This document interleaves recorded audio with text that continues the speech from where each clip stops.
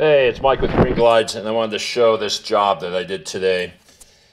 They called for just having 2 bedrooms done, and while on the phone, I mentioned that we have a new service for rinsing all hard surface floors.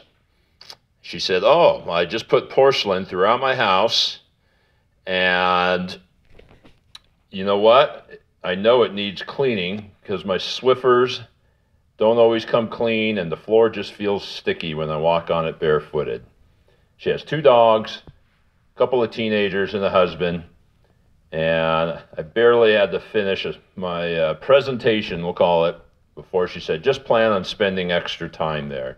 So what would have been a $125 minimum charge to clean her 2 bedrooms turned into a $385 job to mop down some neutral cleaner, flat mop it around, and rinse with the brush glide for $385. Greenglides.com for more information.